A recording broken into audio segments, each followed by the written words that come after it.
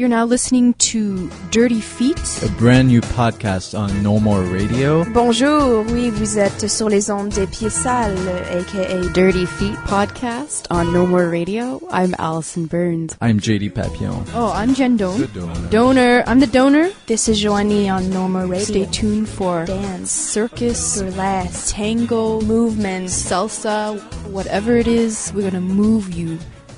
What are we now? Podcast hosts? We are a podcast, yeah. We're Podcasters. Podcasters. I like that. Podcaster. Cool. For dance. How about that? Oh, yeah. Do you wanna dance?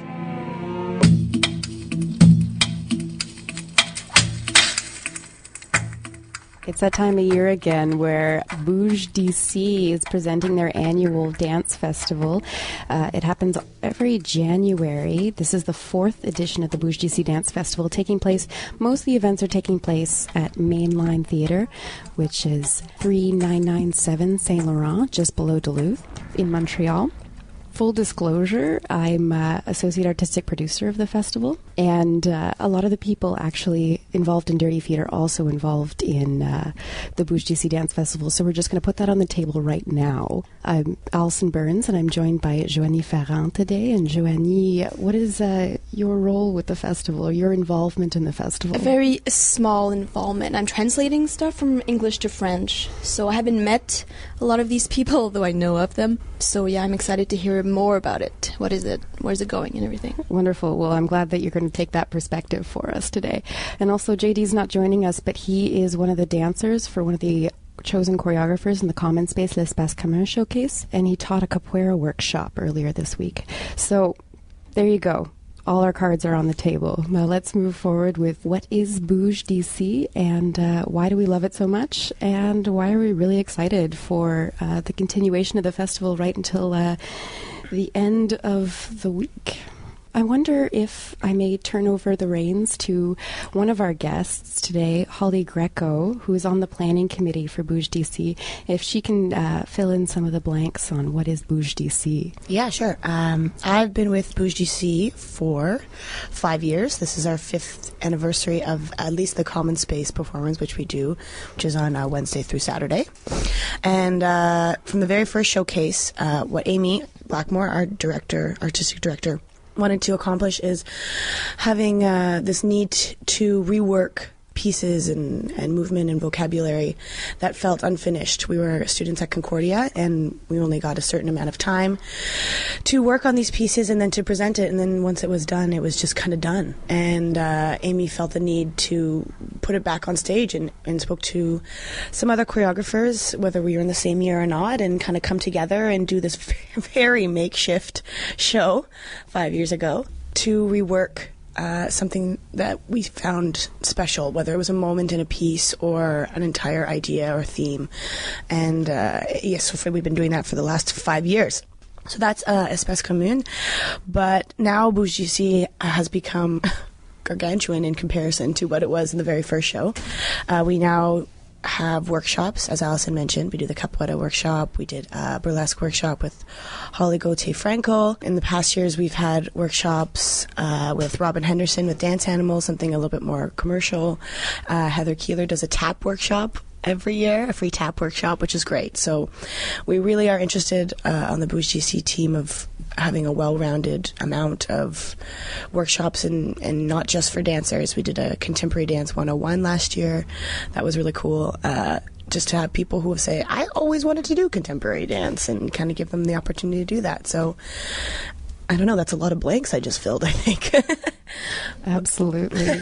And just to get to the other guest that we have in our room, one of the choreographers who's been chosen to present work as part of the Espace Commun Common Space Showcase for 2013 is Heather Lynn Macdonald, and she's joining us today. So thanks for coming, Heather. Thank you for having me. And, we're going to get into details for sure about your experience, but what was the initial process for getting involved with Bouge DC? I'd seen the show last year. A friend of mine was presenting in the show, and this past February I worked on a piece in Ottawa, And it was exactly what Holly was just describing. I finished it, and I felt like I just wasn't done. It wasn't what it could have been. It was just this little nugget of a beginning. And then I thought immediately of Bouge d'ici. So when it came time to apply, I was right in there. And you have been working with a mentor in this recreation process. Yes, I've been working with Lyle Stellick, and it's just been amazing. He's been very supportive and very attentive to what I wanted out of the piece, which has been very nice. He really kind of put his own vision aside and really listened to what I wanted and helped me see where my holes were and really helped me push partnering. He's absolutely amazing with partnering and showed me places where I'd gone, how I could go 5 times further, which was really nice. And speaking of mentors, our third and final guest in studio today is one of the mentors for Bouge d'ici 2013, Maria Simone. Hello. Hello. So you were invited to be a mentor, and you graciously accepted this year, and we paired you up with an artist. How's that going? It's going actually very well. We met earlier in December to discuss what she expected out of the piece and what she wanted to get from me as a mentor.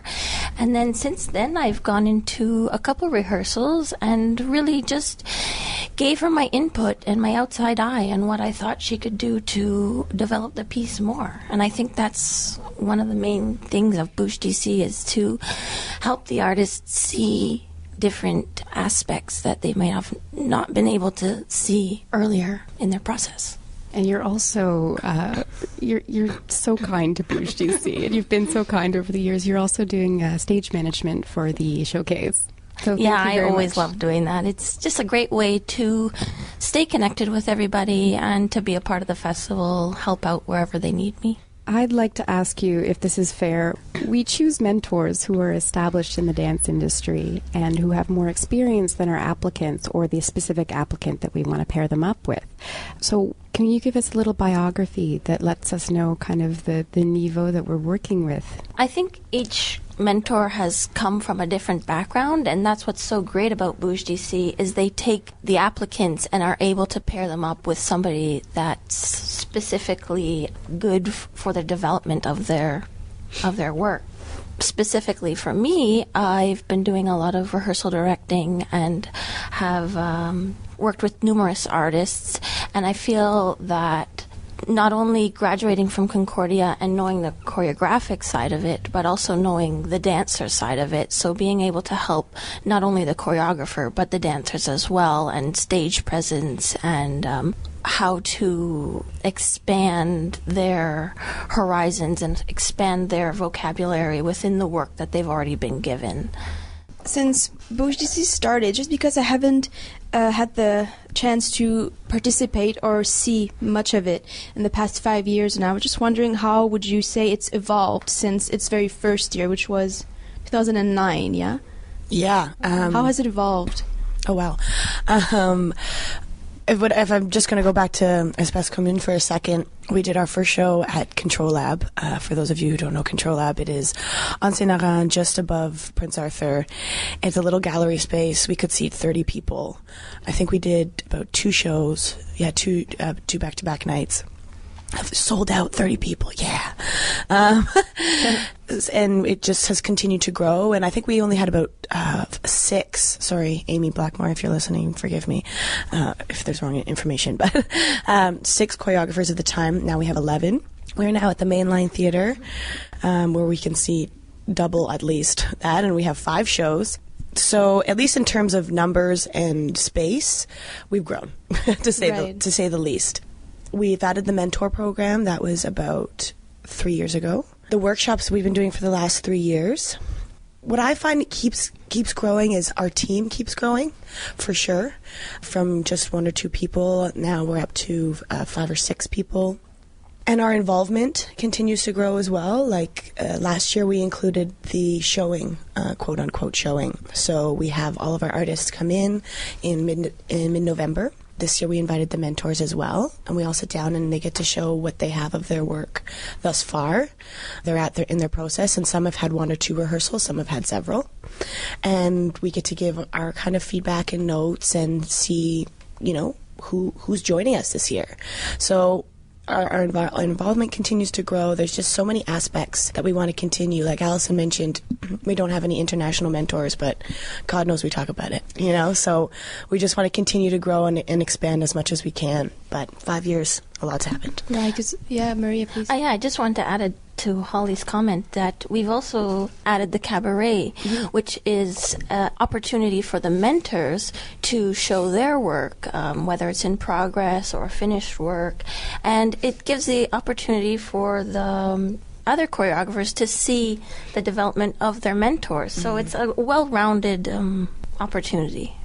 That makes me want to start gushing about community, but I want to get Heather's perspective on that first, because we're all so involved. But how has it been for you? Have you met artists through this experience? Oh, definitely. Well, Lael, for one, is someone who I'd seen him in Les Dance and around the community, so it's been really great getting to know him. And a lot of faces, even Maria, I've seen her in class, and I've got to interact with her more, and Holly and everybody. Actually, the feedback session, I think, has been one of my favorite experiences so far. It's just you almost never get the opportunity to get that much feedback at once, especially like your mentor is your primary source of feedback, but they start to get almost as involved as you are and attached to things, and it's very interesting to get 30 opinions at once of people who have never seen any of even your past work, your current work, so it's very unbiased. And it also gives you a middle point goal in the process, so I think I actually got a lot more done before the feedback session than I might have otherwise, because I had the feedback session in mind, and I wanted to get as much of my ideas out there so I could get as much feedback about as much as my piece as possible. It's been amazing, especially coming from Ottawa. I've been living in Montreal for almost 5 years, but I feel like it's very hard for me because I'm kind of shy to get to know people, get in the community. I see people every day and I don't really talk to them because I'm scared, and this has really been a nice opportunity to get to know people in a more, I don't want to say intimate way, that's the wrong word, but we all have something in common and we're working towards the same goal. On that note, the Common Space Showcase is aimed at specifically emerging artists, and that is very subjective. And each year we have to continually question what is an emerging artist. It's not necessarily a student, it's not necessarily a young person, and it's not necessarily somebody in the dance industry. It can be somebody transitioning in from theater or from administration who still considers himself an emerging artist because they're trying to break into this world. So can you give us your biography, a little mini biography of where you came from and where you're at in your career right now, and why you chose to apply for this opportunity now? Mm-hmm. Well, I guess as I said, I'm from Ottawa. I went to Canterbury Arts High School with Allison, actually. So I've been... It's a small world. It's a very small world. So I've basically been working towards I wanted to be a choreographer since high school. The first time we got to create work, and I went to the School of Dance in Ottawa under artistic direction of Sylvie DeRosier. And so after graduation, I originally wanted to stay in Ottawa for another year. Once again, I think I was scared, and my teacher said, no, you're going to Montreal because that's where all the artists you want to work for are, and that's also where I see your work being the most applicable. So I moved here, but because my network is still in Ottawa, I've basically been a girl stuck between two cities. I have my apartment here, I do contracts there, I train here, and so I've kind of been stuck between the two. I've been very, very fortunate that I've had the opportunity to work with Peter Bonham, who, for those of you who don't know him, he is a master teacher, choreographer. He has been a key part of the community in Canadian contemporary dance, and he was artistic director of the Group Dance Lab for many, many years. And he's an intense mentor.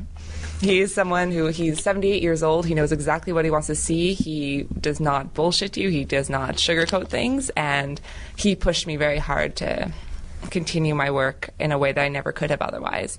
But I feel like I'm in a place where I've kind of been honing my skills in this smaller community on the side, and no one in Montreal has really gotten the opportunity to see my work. This is my second time presenting here, but the first show I presented in was much, much smaller. So I feel like this is kind of exciting and scary for me because I feel like this is the first time a lot of people are going to see my work and really get to form an opinion about who Heather Lynn Macdonald is. I was wondering about Bouge is for performing arts, but mostly movement based. Yep. So, I mean, circus people in some point could come and use Bouge DC to work on their stuff as well, or maybe physical theater as well. At some Absolutely. point, can there be text or monologues or?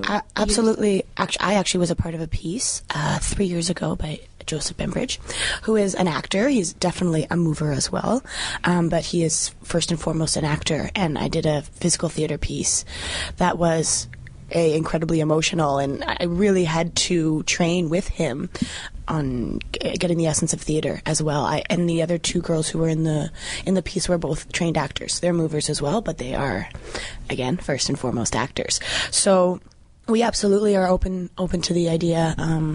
When we're on our jury, we really are looking for, something that catches our eye. The one I think I stress the most, personally, when I'm sitting on our jury to decide who is going to be in the festival is who needs the opportunity. Allison brought up being an emerging artist, and what does that mean? And God knows we could talk about that for 2 hours. But so what I try and focus on is who needs the opportunity, who is saying something that should be heard, but more off where are we going to be the people who push them into, our community and allow their voice to be heard? Do they have other experiences in performing it elsewhere? Have they been out of dance for a little while and are coming back to it? Are they theater performers? Are they circus people? So what we really want to do is give them that opportunity. So definitely we're very open to having, we've had professional ballet dancers. It doesn't just have to be quote unquote contemporary dance. Right, same thing for mentors. Yeah. I guess you would be open to have maybe physical theater being a mentor for a dance piece. I guess somehow it relates. Absolutely. Or they can help each other. Absolutely. What's really cool that I'd like to mention about the mentor process, which I don't think a lot of people know, is that what we usually do actually is kind of say all the names we want to be mentors before we have even chosen who's going to be a part of the festival. We bring people back. We think of new names. We think over the last year who we've met, who we've come in contact to. We dream a little, people who don't know yet, who are, performing at Place des Arts and go, I wonder if I have a contact. We can get that person in. We could just kind of build sort of a dream team. And then once we have chosen who's going to be a part of our Bouge GC, we then go, okay, who are the names that we have, who's confirmed, and who out of this group would be ideal for that specific person, that specific piece, which I think is really a really important part of the process, because if we just kind of pull at strings, and as Maria was saying, each person is tailored, their mentor is tailored to who they are and what they're showing. So exactly, Joanie, if we have somebody who is a more physical theater piece, absolutely we would bring in somebody who has either experience in that as a dancer or an actor. We've had Jeremy Heckman be a mentor, who is not a dancer. I'm sure he could be, but chooses not to be. So he was the former artistic director of Mainline Theatre. So we're open to it all. Right. We've also had artists in with breakdance influence in their work. We've had Butoh and clown-inspired pieces, and definitely theater-inspired works. I wanted to mention about Jacques Brochu, because he, at least for me, was a mentor in Concordia. So having him on the panel as a mentor as well brings this sense of community as well, that mentors and graduated students, alumni, and current students are all kind of mixing and mingling, which I think is fabulous. Absolutely. And people from different schools and Exactly. people from different experience levels. For sure, that's the dream. That's the dream. The Common Space L'Espace Commun showcase is specifically a contemporary process showcase, as I like to say, where the works don't necessarily have to be contemporary dance, but they have to be informed by the contemporary process. And to me, what that means is having an open mind, is trying new things, is going through that evaluation system that we use in contemporary dance that a lot of people learn when they do a program like UQAM and Concordia and LADMI. And so we find mentors who understand that goal, and that helps us keep the process cohesive.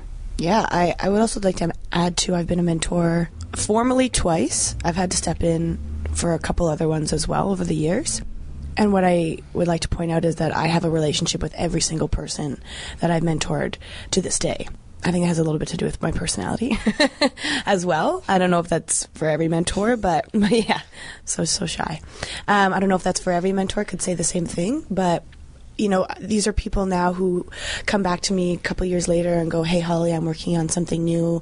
I'd love if you came into my rehearsal and, you know, was able to look at this with me for about a half an hour or something. And I love that. I think that is such a concrete aspect of Bouge DC, of what we are trying to attain here, is that open dialogue and that relationship between people, no matter where they are in their career, coming together and just trying to make good work. You know, so I think it's really cool that I've continued to have that relationship. And now, like, I mentored Michelle Slattery last year, and now she's a part of the Bouge DC team, you know, who was once a performer, is now on the organization team. It's like the lines are all blurred, and I think that's really, really cool. Yeah. This is a question for both Holly and Maria. What do you get out of being a mentor? What is the benefit for you as an artist or as a human being? I really like to hear myself talk, so that definitely has something to do with it. I think for me as a mentor, it helps me to continually train my eye to look at different works, to look at different movement styles, to look at or to take what the choreographer is trying to get out and how do I articulate what I see and what I think that they want to get out of it. So it's constantly trying to take what the choreographer has mentioned and sort of articulated and being able to show them that this is what is coming across and this is, in my opinion, what steps they need to do in order to achieve their goals. I completely agree with you, Maria. Another side of it too is I come from a technical background. I did train in ballet and jazz. I was a competition dancer, so it's like tricks are what I love to see. But that aside, I have a trained eye for technique. So I love working with the interpreters just as much as I love working with the choreographers. And, you know, where is that movement initiating from? Where are you using your backspace correctly or in the most efficient way? You know, are you really getting to the bottom? Are you using your real weight? You know, like really taking those little fine-tuned edges and really making them deeper and just to make the choreography that much more rich. And I know as a choreographer myself, we lose sight of things like that, and it's so easy to just have somebody come in and go to the end of that line, just that extra inch, and it can change the picture so much. So I know for me, I really like to have a dialogue with the interpreters just as much as the choreographers. Mm-hmm. So there's a lot that's happening in the process that is coming from the mentor, and there's a lot that's coming from the artist, and you're really working together towards this goal. Holly, earlier you were talking about what you like to focus on in the jury process, and I definitely like to focus on also the aspect of how does this artist want to change their work? Are they open to changing their work? Do they have a plan? Do they see where they want to be? And that's a really important factor for me because it is a reworking festival. We're not just remounting pieces. Mm-hmm. We're not just transferring them from their original right on stage. We enjoy this process. So, Heather, how did you go into this process? What did you know exactly where you wanted to end up? I definitely had a general feeling. It's funny. I always, whenever I've tried to describe to my non-dance friends how I work as a choreographer, I always feel like I have a puzzle in my brain, and I can see 80% of the pieces, and then there's a bunch of blanks, and I know there's a piece that goes there, and sometimes I don't find the answer until the last day. But like I know the whole image is going to feel like this, and I generally can't describe it completely to anyone until it starts coming together. I think I lost track of what the question was. What was the question again? Just what was your perspective on the reworking process when you started? Yes. Yes, I went from a quartet to a duet. And when I originally was creating the piece, I knew from day 3 that the quartet wasn't working out, but I was stuck with it. I had to have these 4 dancers, and they were beautiful and amazing, and they worked so hard for me to make it work in that context. So coming in, I actually had a lot of technical things to figure out. as my piece has a lot of props in it, and the other two dancers were half their role in the piece was actually manipulating the props, so that a lot of what I call magic things happened. And so it was a real challenge for me. I had to really think every day. I literally listened to my music for at least 2 or 3 hours every day, just thinking about my piece, trying to figure out how I was going to solve the technical problems, as well as fill in the blanks of the emotional connection of my two dancers. That was the big part. So I had those two pieces, and it was just slowly coming together. And I would just start with things I knew and leave the blanks until later, and just kind of, they got fewer and fewer blanks, and eventually the whole piece came together. And then how does your mentor factor into this process? Did you approach Lael with questions? Did you just open it to him and ask for feedback? How do you start there? Well, we met first. We grabbed a coffee, and he had watched a video of my piece, and he brought out a notebook, and I said, okay, just go. Just tell me what you have. Like, I want to hear what you have to say before I say what I want, because I was very curious what his first reactions were, so that me saying what I wanted wouldn't lead or change what he had to say. And pretty much any time he came into rehearsal, I pretty much always did the same thing. He would watch what I wanted to show him, and I would listen to what he had to say, because sometimes you get a blind spot and you don't see things that you're missing. And then I would ask my questions. So generally, I have a lot of improv sections in my piece. There would be times where I would need to know just if things made sense. You know, did it seem like a weird transition? Does this feel rushed? Does this feel too slow? Something feels weird here, and I'm not sure why. I think that was one of my big questions, was there's a part here, and I feel like something's off, and I'm having trouble seeing what it is. And then he would instantly be able to see it's because they're rushing the movement, or we're missing the reason why they're doing that movement. You know, sometimes even just changing a focus. There was one point where, like, if you just have Simon, my male dancer, Simon Fournier, look in that corner while he's doing this entire thing, it gives it a reason, and then it worked. So, yeah, it was a mix of getting his first impressions and me asking questions. And you're coming to the end of the process now. The show premieres on Wednesday, the 16th of January. Do you feel like you're ready? Do you feel like you're done working on it? Do you feel like you've reached your goals? Yeah, I feel it's hard as a choreographer sometimes to stop working on it. There's always little things and little details you just want to keep pushing, and affecting length and rhythm and all that kind of stuff. But I feel like at this point, it's kind of in the dancer's hands.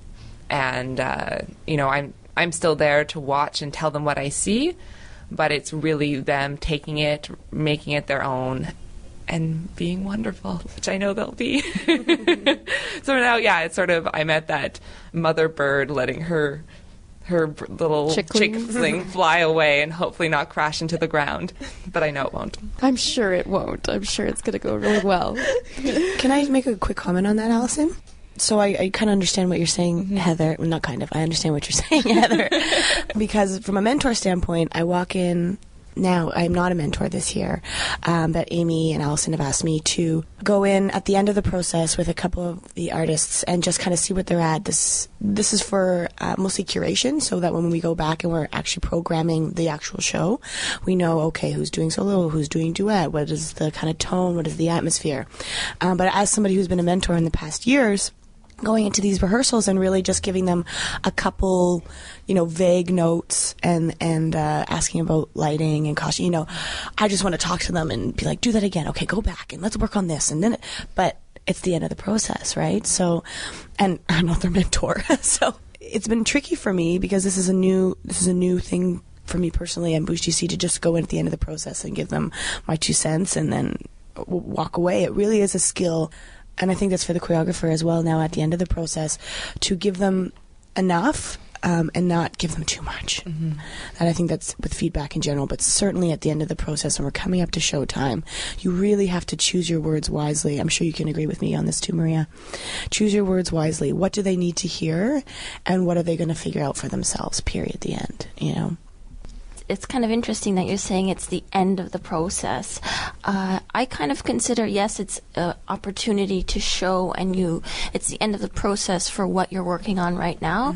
But I also feel that with all the shows that we do have, you're going to have audience members and people within the show come up to you and say, hey, you know, this is my take on it, and Totally. if you are to present it again, this is what I would suggest, because it's one thing in rehearsal, it's one thing when it's put on stage, and then maybe this is an opportunity to see, hey, this is how my dancers took my direction for the show. This is what I want to change for the next time I present it. Yes, it is a ending point, but it's also maybe an opportunity to continue. Mm-hmm. Totally. Yeah, I can't speak for all the other choreographers, but I know I, for one, definitely want my piece to live on after this. Like, this is sort of a stepping stone, part of the life of this particular choreography. And it's one of my favorite parts of shows is getting audience feedback, because you hear things that you would never expect to hear. I had a solo when I was graduating from school where someone was really touched by it because they thought it was about bulimia.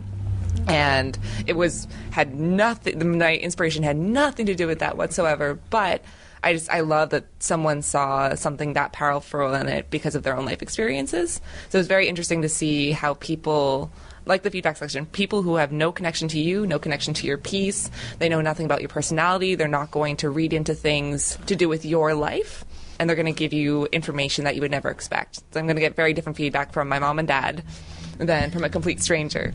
And I love that. It's one of my favorite parts. From the mentor's perspective, just to go back to this idea of giving just enough information but not too much, even at the beginning of the process, is there that sort of negotiation where you're like, what can this artist handle and what should I just let go? For me, I don't think of what they can handle, or I always tell the choreographer, whoever I'm working with, you can take my opinion or you can leave it. It really doesn't bother me. I'm giving you what I see, and for me, I like to give open-ended questions and ask them, well, why are you so heavily focused on this, and why are you doing that? So there doesn't necessarily have to be a final answer, but it gets them to think about other possibilities. We're like therapists, is what you're saying. Yeah, exactly. That's especially important when reworking pieces. I think that was one of my big challenges, was pieces of choreography I kept from the original piece would stay a certain way, and then Lil would ask me, why are they doing that when they could be doing this? I was like, because that's the way it was before. And when that's the answer, that's when you need to relook things. But you get a blind spot. And you don't see things because you've gotten used to seeing it so many times, and you've just accepted. And so the mentor can help you see your holes. I had a few questions about the networking and the promoting and the media coverage of Bouge DC. Maybe how can people learn about it for either what's coming up in the festival and, of course, what's been done already, but maybe for next year or whatnot? How can people get involved? How is all that working? Well, we definitely do a call out on Facebook. We have a Facebook page, friend. We have a Facebook person, Bouge DC, and a page. So boom. Yeah. So we are all over Facebook. Yeah, and like 12 events this week. So yeah, it's crazy. We are going to fill up your inbox. You're going to love it. So you can always find us on Facebook. We also have bougedc.com. Which is now up and running, so you can find out about more information. Come by Mainline Theatre and talk to somebody there. If you're in the Plateau or you already go to shows at Mainline, Amy's always there. Well, I like how you said, how do people get involved? Because that's actually how a lot of people have gotten involved in the festival, because they approach us and they say, hey, I want to be a part of this, which feels amazing. Yeah. And so we definitely welcome that. I mean, you can email info@bougedc.com. You can go to bougedc.com and check it out first, But yeah, we welcome people who want to be involved. What about the media coverage? Can you tell us a bit about that? How do you approach different newspapers, different dance journalists? Is something you'd like to do in the future? Yeah, there's not a lot of newspapers to anymore. But bum, bum, bum. Yeah, right. A sad story. Catherine Radburn is our publicist. Because this year, which is really exciting for us, because previously we've been kind of juggling doing the PR and the production and the direction and everything. So now we have we've grown enough to bring on another person to specifically focus on publicizing the Bouge DC Dance Festival, which has been really great for us. And she takes care of the press releases and setting up interviews and getting us articles written in mostly, I guess, online sources at this point. Blogs. Amy just did something for the West End as well, too, the West End newspaper. So, you know, I shouldn't say. I take it back. There are newspapers that are left. I guess, you know. Well, there are a lot of French newspapers that have the Absolutely. arts section that are read by a lot of people that can benefit the French community as well. Oh, yes. The Voix has been very good to us over the years, Yes, for the sure. Voix being one main one for performing arts and all, yeah. And it should be noted that we're representing the Anglophone side of the festival, but we actually have at least 5 Francophone choreographers this year, which is really nice. Some from UQAM, I believe, who can spread the word as well. Exactly, yeah. And it goes back again to that community that we've been talking so much about. But, you know, we have people involved that we wouldn't otherwise know, except that now they're in the festival with us. And then they bring their friends and their peers and their community, and everybody gets to mix it all up, and we meet people, and it's a great opportunity to mix and mingle in the industry. We call it joining the Bouge DC family. Bouge DC family. Drink the Kool-Aid. But something else we've started this year is having official ambassadors for different schools. I guess not just necessarily schools, but mostly as, you know, we have a Concordia ambassador, a UQAM ambassador, a LADMI ambassador.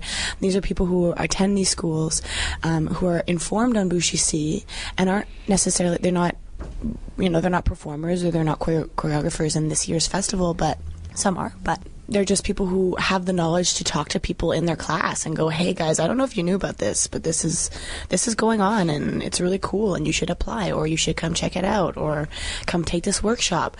So we have walking publicity all the time. We're just trying to get it out there as much as we can. Yeah, and as the original team was all Concordia, we're especially excited when we get an applicant that's not from Concordia. It's like, great, let's grow our sphere a little bit. And this year we have an applicant from Ottawa, which is brilliant.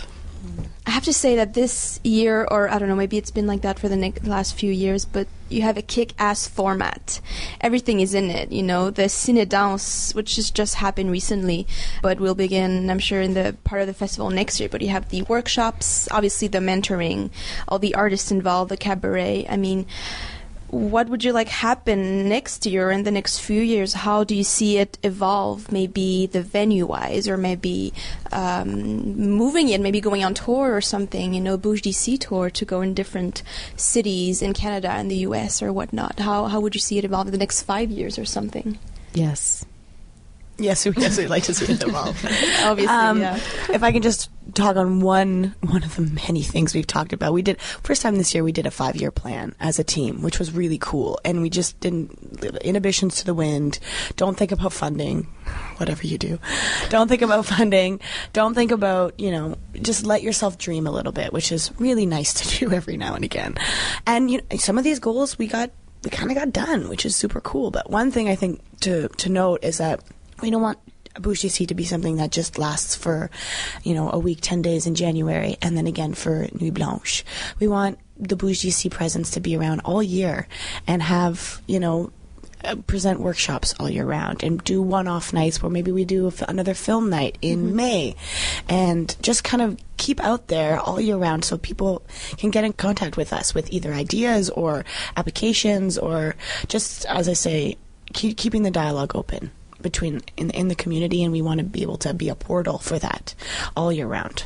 And I think, too, we're interested in not being quite so Montreal-centric. Yes. I think we would love to have artists in from other places, mentors in from other cities, and traveling it would be amazing. I mean, these are all long-term goals. But, for example, last year for the first time, we presented an award at the Fringe Festival. We put together a jury who took care of checking out all the dance shows that were in the Fringe Festival and created an award. The award was a show. It was our opening night show for the festival this year, and it was performed by the runner-up of our Bouge DC Award for Fringe. Presented their work at opening night of the Bouge DC Festival this year in January, which was Sora Dance, and that was because the winners, the recipients of the award, are based in California, and they couldn't accept our invitation, and we couldn't bring them up. So that's something that we want to have them around in future years. So I think that's a big goal for us. That was Christine Germain Dance. They did Projet Migration, if anybody saw it during the Fringe, and it just blew us away. So we would love to be able to get them up and other artists from other cities, other places, other countries. Other worlds. Oh, yeah. And you touched on the Cinedance night, which was sold out this year, which was great. And it's just a night of emerging artists, again, presenting dance films, most of them short, and there was popcorn, of course. Lots of popcorn. And that's something that's obviously picked up some steam. So we're gonna have to start talking about bigger venues and more runs, because people love what we're doing, and it feels really good. And workshops are filling up, and I always like, part of my job is seeing the audience come in and then scrounging at the last 5 minutes before the show starts to find extra chairs, and it's like so fulfilling and so exciting to have to go and like look for more chairs and clear people out of the way. I think it's awesome that each year it keeps getting bigger and bigger, and I feel like we have to open up the other side so that there's more chairs available for people. Yeah, I'll never forget last year. Amy said, "Okay, I think we should do 4 shows." Was that 4 shows last year? It was 4 shows, yeah. 4 shows, and I'm in the back of my mind going, "Oh, what? Really? You think we can fill 4 shows? Sold out." Mm-hmm. And then she said 5 shows this year, and I just kept my mouth shut. Or else, and I was like, "No, tail between my legs. I'm not going to say it. We can do it. Let's do it." And I am wholeheartedly believe it's going to be another full house for sure. Yeah, absolutely. And Cabaret is going to be the tricky one because it's only a one-off on the last Saturday of the festival. So we've got the 3 sides of the theater open, so we've got a maximum seating capacity, but it's always standing room only for that event. And that's what Maria was saying earlier, when the mentors have the opportunity to perform. Planning committee members are also invited to perform, and we've invited past participants in the festival to come back and show work as well. And it's always a great time. For me, that's such a fun night of the festival, because that's a lot of the artists stick around, the mentors are around, and you get to interact not just with your mentor, but other people's mentors and people from other parts of the community.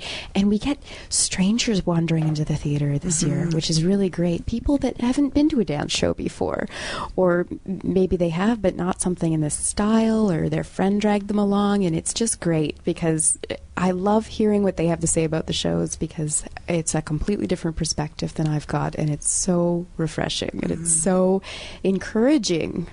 Yeah. So you say you have a lot of, you ask for past participants to come again, show their work, so once you're in it, you can never leave. I wasn't kidding. The Bouge family has you, it owns you. Like a mob. It's never over, basically. Yeah, and we also invite some people. Often what we'll do is, if we didn't accept your application for Bouge DC, we'll invite people to come for Barebo's Dance, which is the event that we do for Nuit Blanche. Maybe they just need a few more months on it, and we'll say, come talk to us again for Nuit Blanche, or for Cabaret. So we really like to keep our contacts open and wide, and say, you like to move, you're with us. And just a little brag, some of the past participants have also gone on to do great things, which is really exciting as well. Like my first example is always Katia Marie Germain, who's had her work presented at Tangente this year, and she was an early contributor to the Common Space Showcase a few years ago, so that feels really good. And Parts and Labor also had showing at Tangente, and Judson Church in New York. So it's a great springboard into other shows. And for some people, too, this is their first opportunity in front of media, which I think, as you have brought up earlier, Joanie, exposure that, they never had before because they're a third-year student at Concordia, so why would media, come and see what they're doing unless they're taking those risks and going outside the box of school and then en plus, outside your finished school, and now I'm going to keep going. It's the taste of the real dance world. That's it. Okay, so I think it's come to that time where we should tell everybody what to go see and how to get there and where to give us money and stuff. So go to bougedc.com for the full schedule for the festival. We are midway through at this point, so some of the events have already taken place. But of course, the Common Space Showcase, what we've spent most of today speaking about, is premiering on Wednesday, January 16th. So if you're listening to this podcast just after it's been released, it's tonight, and you have time to go get a ticket. Maybe, unless we're sold out already, which we're probably going to sell out, so get it now. But we're doing a show on Wednesday the 16th at 8, on Thursday the 17th at 8. Friday, we have 2 shows. We have a 7 o'clock show and then a late night 10 o'clock show, so it works with anybody's schedule, really, because we also have a matinee on the Saturday at 4 p.m. And you can spend the whole day at Mainline, stick around and see the cabaret as well at 8. And there are discounted tickets for the cabaret for people who have seen Common Space, so you are encouraged to see more than one show and save some money that way. I believe there are a few workshops still available, so you should check out bougedc.com. You can be our friend on Facebook. You can give us a hug when you see us. Totally. We're all into hugs, I think. Absolutely. After the week of Bouge, we're all going to need big hugs. And again, most of the events are taking place at Mainline Theatre, 3997 Saint Laurent, just below Duluth in Montreal. And you can buy tickets for our events at mainlinetheatre.com. See you next year. Thanks very much for coming in today. Thank you. Thank you. So that's our show for this week. Thanks for listening to Dirty Feet here on the No More Radio Network. Just to let you know, we've been continuing to put up reviews on bloodyunderrated.net. So please don't forget to check it out to see our perspective on dance shows, mostly in Montreal. JD Papillon has written our latest review, which was on the Discovery Ball at Agora de la Danse last week. And you can read it to find out how he felt about the show. I'm also going to tell you what we have on for next episode, because we already know that we're going to be speaking with Frederic Taverny and the lovely Anne Thérault, and the two of them are working on a piece that's going to be presented at Tangente next week in Montreal again. And my goodness, the bios on these guys looks so interesting, so intriguing. I can't wait to pick their brains and find out what's up. So thanks very much, and have a great week. Dirty Feet is recorded every week at the Montreal Improv Theatre. Check them out at montrealimprov.com. Dirty Feet is produced and hosted by Alison Burns, JD Papillon, Jen Doan, Joanie Farran. and distributed by No More Radio. You can find more about our show at nomoreradio.com. You can follow us on Twitter at Dirty Dirty Feet, and you can find us on Facebook at Dirty Feet Podcast. Tune in next week for a whole new show.